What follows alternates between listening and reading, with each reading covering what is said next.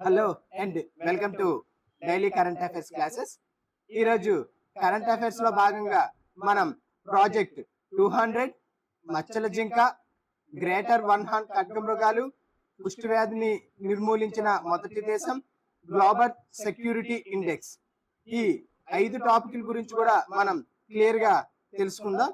ఈరోజు current affairs లో ఉన్న మొదటి టాపిక్ ప్రాజెక్ట్ 200. ఈ ప్రాజెక్ట్ 200 ను బెంగళూరుకు చెందిన స్పేస్ స్టార్టప్ అయిన బెల్లాట్రిక్స్ ఏరోస్పేస్ వారు ఆవిష్కరించడం జరిగింది. ఓకే, ఈ ప్రాజెక్ట్ 200 ను ఎవరు ఆవిష్కరించారు? బెంగళూరుకు చెందిన బెల్లాట్రిక్స్ ఏరోస్పేస్ వారు. దీని యొక్క మెయిన్ ఉద్దేశం ఏమిటి అంటే అల్ట్రా లోయత్ ఆర్బిట్ లో, అంటే 180 కిలోమీటర్ల నుంచి 250 కిలోమీటర్ల వరకు మధ్య గల ఎత్తులో పనిచేసే ఒక ఉపగ్రహాన్ని వీళ్ళు ప్రయోగించనున్నారన్నమాట. వీళ్ళు ఏ ఎత్తులో ఈ ఉపగ్రహాన్ని ప్రయోగించనున్నారు? అల్ట్రా లోయత్ ఆర్బిట్ లో. దీని ద్వారా కమ్యూనికేషన్ లో ఎటువంటి జాప్యం లేకుండా మరియు మెరుగైన ఇమేజ్ రిజల్యూషన్ తో కూడిన చిత్రాలను ఇది ఇస్తుందన్నమాట. సో అందువల్ల వీళ్ళు అల్ట్రా లోయత్ ఆర్బిట్ లో ఈ ఉపగ్రహాన్ని ప్రవేశపెట్టడం జరిగింది.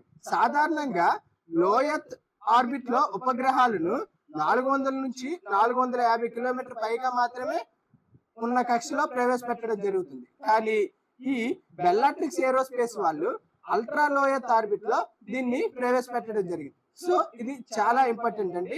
ఈ ప్రాజెక్ట్ 200 అనేది ఎవరు ఆవిష్కరించారు? Bellatrix aerospace. దీని హెడ్ క్వార్టర్ ఎక్కడుంది? బెంగళూరులో ఉంది. సో మనం దీనికి రిలేటెడ్ గా ఇండియాలో ఉన్న ప్రైవేట్ స్టార్టప్ కంపెనీలను మరియు వాటిని అనుమతిస్తున్న సంస్థల గురించి కూడా మనం తెలుసుకుందాం. సో ఇండియాలో ముఖ్యంగా NSIL మరియు ఇన్ స్పేస్ వాళ్ళు ముఖ్యంగా ఈ ప్రైవేట్ స్టార్టప్లను అనుమతి ఇవ్వడం జరుగుతుంది. సో ఇందులో NSIL అనగా new space India limited, new space India limited, ఇది ఒక ప్రభుత్వ రంగ సంస్థ. ఇది డిఓఎస్ పరిధిలో పనిచేసే ఒక సంస్థ అన్నమాట. ఇది అంతరిక్ష రంగంలో పారిశ్రామిక భాగస్వాములను పెంచడం దీని యొక్క ముఖ్య ఉద్దేశం అన్నమాట. దీని యొక్క ముఖ్య ఉద్దేశం ఏమిటి అంటే అంతరిక్ష రంగంలో పారిశ్రామిక భాగస్వామ్యాన్ని పెంచడం మరియు స్మాల్ శాటిలైట్ లాంచ్ వెహికల్ యొక్క నిర్మాణానికి ప్రైవేట్ కంపెనీలకు అనుమతులు ఇవ్వడం కూడా ఈ సంస్థ చేస్తుంది. ఓకే, దీని యొక్క ముఖ్య ఉద్దేశం కూడా స్మాల్ శాటిలైట్ లాంచ్ వెహికల్ నిర్మాణానికి ప్రైవేట్ సంస్థలకు అనుమతి ఇవ్వడం జరుగుతుంది. నెక్స్ట్ ఇంపార్టెంట్ సంస్థ ఇన్ స్పేస్ అనగా Indian national space promotion and association centre. దీనిని 2022లో ఆత్మనిర్భర్ భారత్ లో భాగంగా 2022లో ఆత్మనిర్భర్ భారత్ లో భాగంగా ప్రవేశపెట్టడం జరిగింది.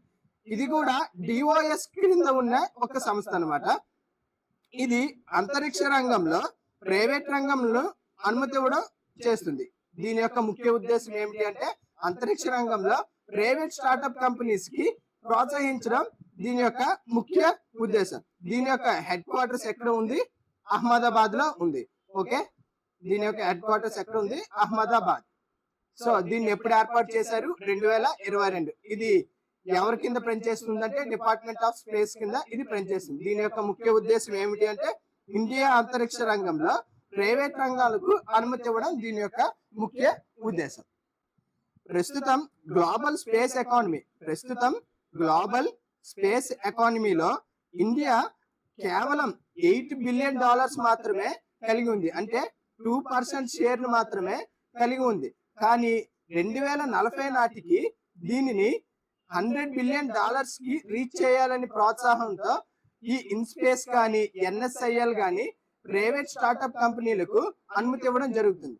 సో 2040 నాటికి ఎంత $1 బిలియన్ రీచ్ అవ్వాలనుకుంటుందంటే $100 బిలియన్ కి రీచ్ అవ్వడం కోసం ఇండియా తీవ్రంగా కృషి చేస్తుంది. దీనిలో భాగంగా మన ఇండియా మొదటిసారిగా 2010 నుంచి స్పేస్ ప్రైవేట్ స్టార్టప్స్ కు అనుమతి ఇవ్వడం జరుగుతుంది. దీనిలో భాగంగా 2012లో మొదటి ప్రైవేట్ స్టార్టప్ అయిన ధ్రువ్ స్పేస్ ప్రైవేట్ లిమిటెడ్ వాళ్ళను హైదరాబాద్ కేంద్రంగా ఏర్పాటు చేయడానికి అనుమతి ఇవ్వడం జరిగింది. సో 2012లో మొదటి ప్రైవేట్ స్టార్టప్ కంపెనీ అనేది ఏర్పాటు అవ్వడం జరిగింది. దీని నేమ్ ఏంటంటే ధ్రువ్ ప్రైవేట్ స్టార్టప్ లిమిటెడ్.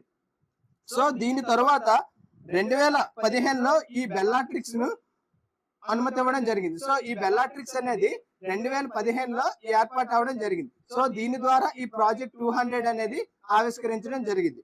దీని తర్వాత ఇంపార్టెంట్ అయిన అగ్నికుల్ ప్రైవేట్ స్టార్టప్ కంపెనీ 2017లో ఏర్పాటు అవ్వడం జరిగింది. సో ఈ అగ్నిబాన్ ద్వారా మే 30, 2024లో అగ్నిబాన్ సార్టెడ్ అనే ప్రయోగం కూడా సక్సెస్ఫుల్ గా లాంచ్ చేయడం జరిగింది. సో ఇప్పటి వరకు కూడా భారతదేశం అరౌండ్ 200కు పైగా ప్రైవేట్ స్టార్టప్ కంపెనీలకు అనుమతి ఇవ్వడం జరిగింది. ఎన్ని స్టార్టప్ కంపెనీలు ఇప్పటి వరకు అనుమతి ఇవ్వడం జరిగింది? 200కు పైగా ప్రైవేట్ స్టార్టప్ కంపెనీలకు అనుమతి ఇవ్వడం జరిగింది. సో ఇది ఫ్రెండ్స్ దీనికి రిలేటెడ్ గా ఉన్న ఆల్ స్టార్టప్స్ కంపెనీస్ గురించి. నెక్స్ట్ టాపిక్ లో ఉన్న ఇంపార్టెంట్ అంశం మచ్చల జింక. తాజాగా మధ్యప్రదేశ్ లో పెంచ్ టైగర్ రిజర్వ్ లో ఈ అధిక జనాభా కలిగిన మచ్చల జింకను ట్రాన్స్లోకేట్ చేయడానికి మధ్యప్రదేశ్ గవర్నమెంట్ ఆలోచనలో ఉందన్నమాట.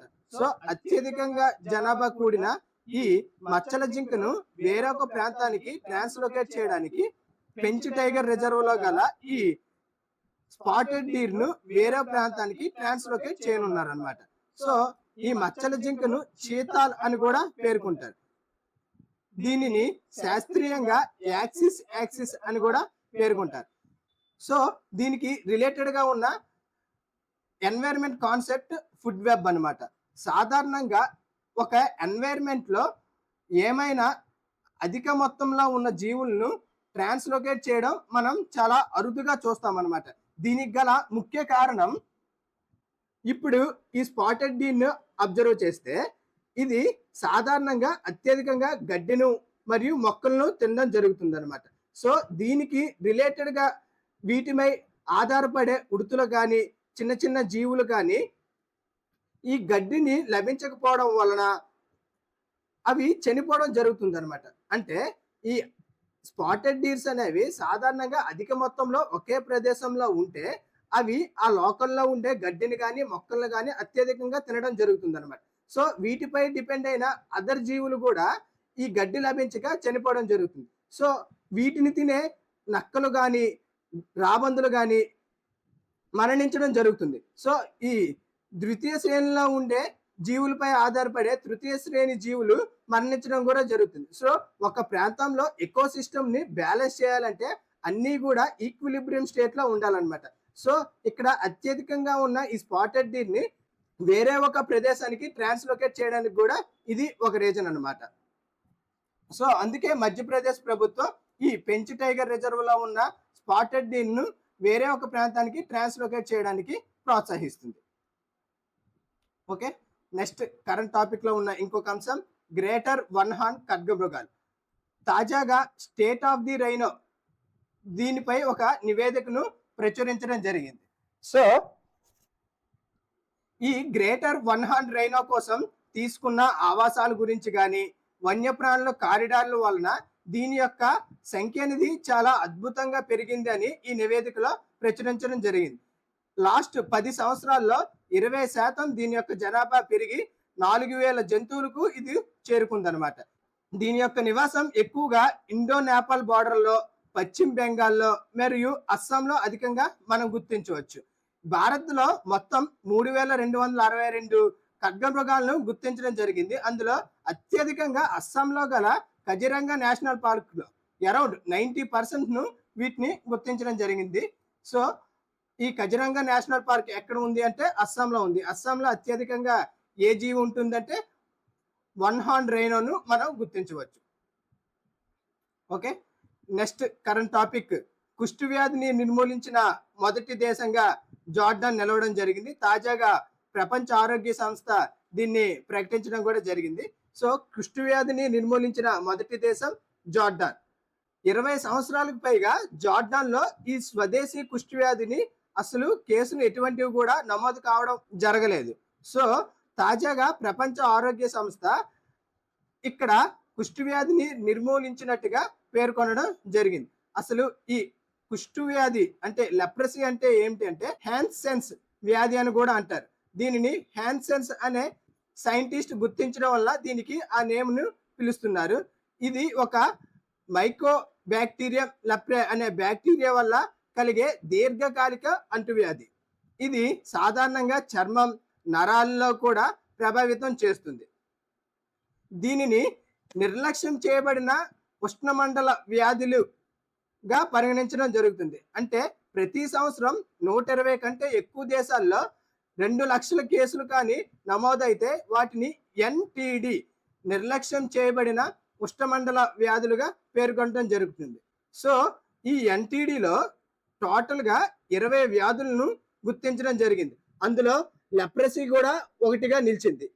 అవి వివిధ రకాల అంటే ఈ ఎన్టీడీ అంటే ఏమిటి అంటే ఇది వివిధ రకాల వ్యాధికారక అంటే వైరస్ల ద్వారా కానీ, బ్యాక్టీరియా ద్వారా కానీ, పర్ణజీవుల ద్వారా కానీ, శిలీంధ్రాలు, టాక్సిక్లతో కూడిన ఎటువంటి వ్యాధికారక జీవులతోనైనా ఇవి సంభవించడం జరుగుతాయి. సో వీటిలో ముఖ్యంగా చికున్ గున్యా, డెంగ్యూ, కాలా అజారా మరియు ఎలిఫాంటియాసిస్ కూడా భారతదేశంలో ఉన్నాయి. భారతదేశంలో దాదాపు 12 ఎన్టీడీలను గుర్తించడం జరిగింది. సో భారతదేశంలో మొత్తం ఎన్ని ఎన్టీడీలు కలవు? 12 ఎన్టీడీలు కలవు. సో ప్రపంచవ్యాప్తంగా మొత్తం ఎన్ని ఎన్టీడీలు కలవు? 20. అందులో భారతదేశంలో 12ను గుర్తించారు. Okay, next important index global cyber security index. ఇది ప్రపంచ స్థాయిలో సైబర్ సెక్యూరిటీ దేశాల యొక్క నిబద్ధతను కొలిచే ఒక ఇండెక్స్ అన్నమాట. దీనిని ఎవరు రిలీజ్ చేస్తారంటే ఇంటర్నేషనల్ టెలికమ్యూనికేషన్ యూనియన్ దీన్ని విడుదల చేసే సంస్థ అన్నమాట. ఈ గ్లోబల్ సైబర్ సెక్యూరిటీ ఇండెక్స్ ను ఎవరు విడుదల చేస్తారు? ఇంటర్నేషనల్ టెలికమ్యూనికేషన్ యూనియన్ విడుదల చేయడం జరుగుతుంది. సో ఈ నివేదికలో మొత్తంగా 46 దేశాలను టైర్ 1లో గుర్తించడం జరిగింది. భారతదేశం 100కి 98.49 స్కోర్తో టైర్ 1లో హోదాను పొందడం జరిగింది అనమాట. సో భారతదేశం సైబర్ సెక్యూరిటీలో తీసుకున్న ప్రయత్నాలకు గాను ఈ టైర్ 1లో గుర్తించడం జరిగింది. ఓకే, అది ఫ్రెండ్స్ ఈరోజు కరెంట్ అఫైర్స్. ఈ పీడిఎఫ్ను ఈ వీడియో కింద ఉన్న డిస్క్రిప్షన్లో టెలిగ్రామ్ ఛానల్ మెన్షన్ చేయడం జరిగింది. ఆ టెలిగ్రామ్ ఛానల్లో ఈ పీడిఎఫ్ను అప్లోడ్ చేస్తున్నాం. Thank you for watching.